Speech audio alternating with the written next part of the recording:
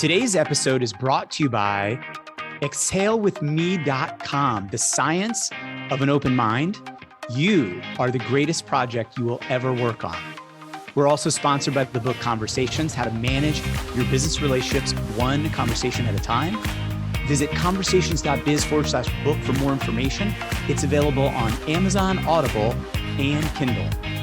Hello, everybody, and welcome to Conversations About Conversations. On this show, we explore conversations that make a difference. Speaking of making a difference, today's guest, Dr. Miriam Mandel, is a difference maker. Dr. Mandel is a pediatrician, teen health and wellness coach, school consultant, and keynote speaker. Please help me welcome Dr. Mandel. Welcome. Thank you. Thanks for having me. Would you like to make an opening statement and talk about the conversation that you're leading in the world? I was doing pediatric work for many years, but I found that, it was actually during one of my actual last shift in the hospital that I met a little boy who came in with a twisted intestines and wound up losing half of his intestines. I never really asked the same kind of questions that regular pediatricians ask. I would ask past medical history. So obviously we have to get that in our history and physical. But what was going through my head at that time was really what got this kid to manifest these symptoms. He was born, he had a normal birth history. He was a normal kid. And I got to spend literally about 5 minutes with his family. And within that 5 minutes, I had a stomach ache, really. It was a situation where the grandmothers were fighting. It was a divorce situation, and it was a kind of grandmother against grandmother. And at that point, that was actually my last patient in the hospital. I still had my own practice, but this was my last patient in the hospital. And I realized that I wanted to be able to get to the core, more of the core issue of what's going on with these kids and kind of empower them to try to stop some of this before it kind of manifests into the physical, into physical ailments. And I just felt like I just kept putting Band-Aids on things. And then, you send these kids back home and then they come back in a different situation with a different ailment. So that was kind of what got me into this field. But the thing that I'm really, really passionate about and what kind of keeps me going and kind of drives me forward is be the person that you needed when you were younger. That has just driven me. I wish I had someone like me when I was younger to help me through some of those tough times. And 14 is for myself is when things kind of hit the fan, I moved and I was in a different high school and there was a lot of things going on and I just needed more support. And I found it, but it was not always in the best places. I love that I can be that person for some of my clients. And that just really lights me up. Dr. Mandel, I find that really inspiring, being the person that you would have needed when you were 14. Maybe you could say a little bit more about that. Most of the people that I work with really do the work and they get the results. They really are. They're committed. They want to feel better. I feel like in general, kids and teens, they want to feel better. They don't have all that resistance. They have some, but they don't have all that resistance pulling them. Being able to say, wow, you did that. To them, it might be really small, but to say, to point that out and and tell them you're proud of them. Well, I've never had a kid not completely light up when that's been said to them. So things like that are just so rewarding because kids don't hear that very often. Kids hear what they're doing wrong or how they can improve, but a lot of them are doing really good stuff. Are you still practicing allopathic medicine or have you moved completely to wellness coaching? I have. And working with schools. But a new thing that I started was these parent workshops that I'm doing. So they're parent educational workshops. And it's basically keeping the parents up to date really with what is being taught to their kids or to the staff and trying to keep people on the same page. And there are some schools that choose to do just parent workshops. It's a new thing for me and I love it. It's like a workshop series. So it's just educating them on things like the teenage brain, stress reduction, things like that. So they'll understand their teens a little bit more and their kids a little bit more. Like my big thing is like there's a biological reason for everything our kids do and for what we do, but I gear it towards teens. Once a parent can understand that, I feel like there's so much more room for compassion in that space because they're not fighting against it. They understand it. When you say biological reason, can you give some examples? A big one that is very evident, that is relatively new, is we used to think that teenagers, a lot of their behavior, we attributed most of their behavior changes to hormonal things that are going on hormonally. And that is definitely true. There are definitely some hormonal things going on. There's a lot of obviously changes in their body. They found through the 1990s through functional MRIs that there are huge changes going on in their brains where during the pre-adolescent stage, their brains are just like exploding with synapses. Like they're just that's when kids are asking. They're asking all these questions. They don't even necessarily care what the answer is. They're just asking, right? They want to absorb as much information as they can. And that's, again, part of the biological process of being human and going through adolescence. And so if you think of it like a bush, like the branches of the bush are just expanding everywhere.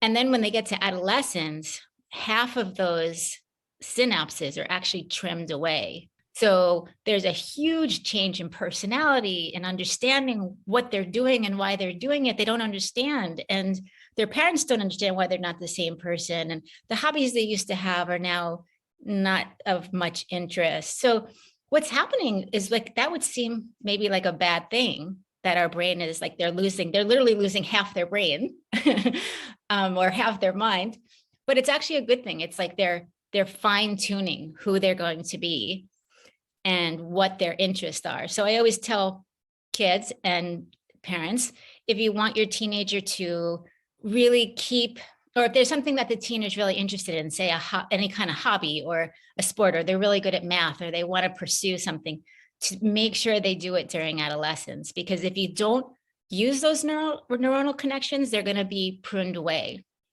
And if we can do it during adolescence, it's going to remain as an adult. I love that metaphor. I must have missed that in biology class. I just want to make sure I understand. The neural network grows like a bush. Mm-hmm. And then this is a normal thing to have it gets trimmed. Yes.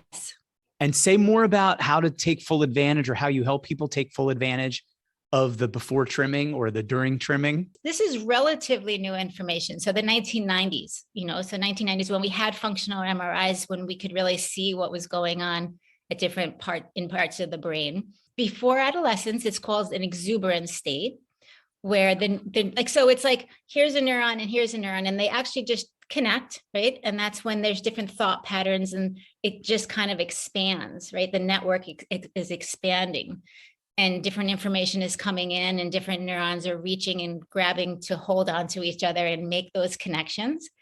And then once we get into adolescence, it's called pruning, where those connections are actually just pruned apart. Half of them are pruned apart.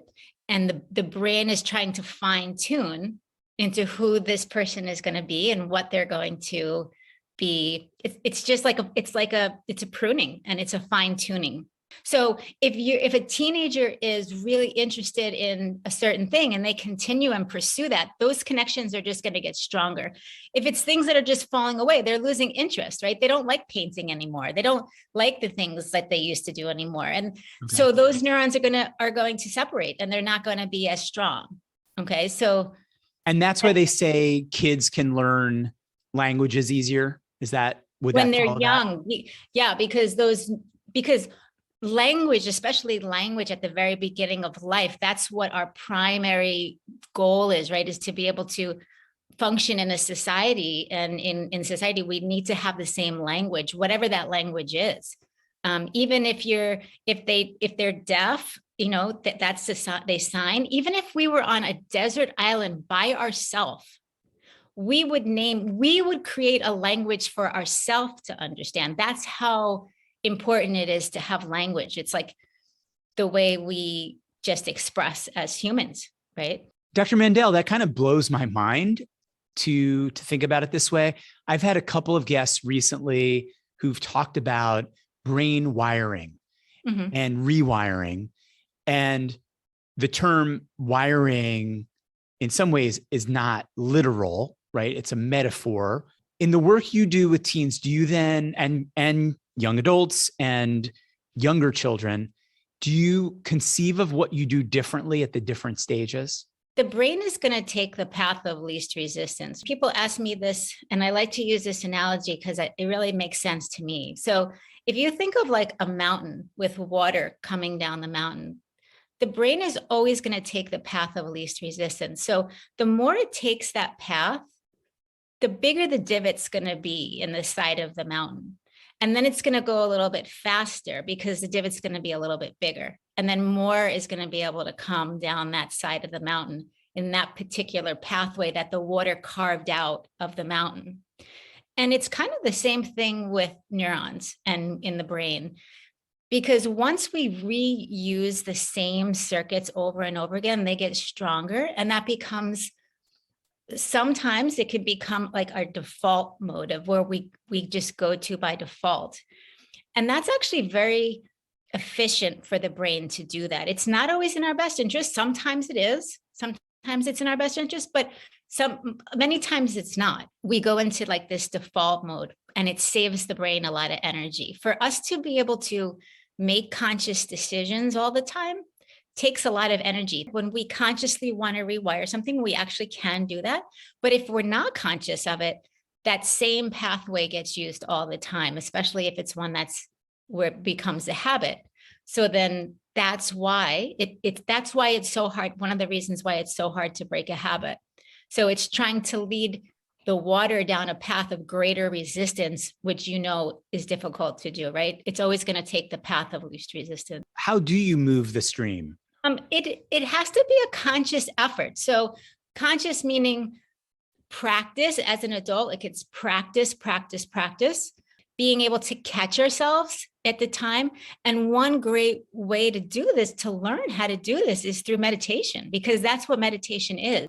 I noticed online on your website where you wrote, getting out of stress is hard because the stress hormones are biochemically addictive. I'm curious learning what you mean by that. It's really what it sounds like. Part of the normal stress response through evolution is to have your mind go to the worst case scenario. I remember when I first realized that, when I first learned that, and I was like, oh, wow, that makes so much sense. And I'm like, oh, I'm not crazy, right? Like, because, we would do that. We'd catch ourselves in that worst case scenario situation. And you're like, oh God, what's wrong? Like, why? But that's a normal physiological process of evolution, because if we can survive the worst case scenario, we can survive as a species. So that kind of so you're in the worst case scenario, and then that's going to cause more stress hormone. And then that's going to cause the worst case scenario. And that's going to cause, so it's a vicious cycle, right? So the thing that actually becomes addictive, the things that are addictive are when you have that stress reaction, you're going to have a chemical cocktail that comes out in your brain, like adrenaline, right? Norepinephrine, adrenaline is more in the body, but epinephrine and cortisol. These are actually chemically addictive. So people can become addicted to that stress. I know it sounds crazy, but it happens all the time. What happens is, if you think about, like, do you know somebody who's kind of addicted to suffering, addicted to their negativity, addicted to, that's because not that it's good for them, but they're familiar and it's comfortable for them to be in suffering. They're comfortable being in their pain. It's actually biochemically addictive, those chemicals and those feelings even be addicted. Another thing you wrote on your website was, your happiness or unhappiness is not dependent on another person. It's dependent on how well you can align with yourself. Yeah. Could you give us some tips on how to align with ourselves? When I work with clients, I love, and this definitely works with adults, and it works with younger kids too. At one of the first visits, we'll do something called core values. And that's really what it is. It's a process it is conscious, but you go through a list, and words that really stand out to you, you just tick them off. And those can be just different words of values. Okay. And then I have them go through it again, and we pick out 5. So many times when we talk about these values and why they're important, and sometimes we put different names on them, and then we give examples of who has these values and who they admire. It could be even a fictional character. We talk about why that's so important to them and how they want to be viewed, how they want to view themselves, how that feels really aligned to them. Their inner and their outer world are aligned. So what they're projecting and what they're feeling inside is aligned. So it's not like an example of not being in alignment would be being really anxious inside and faking being not anxious. Okay, so you know that tension within you and you can feel that tension, and that's what leads to disease, right? An example of that.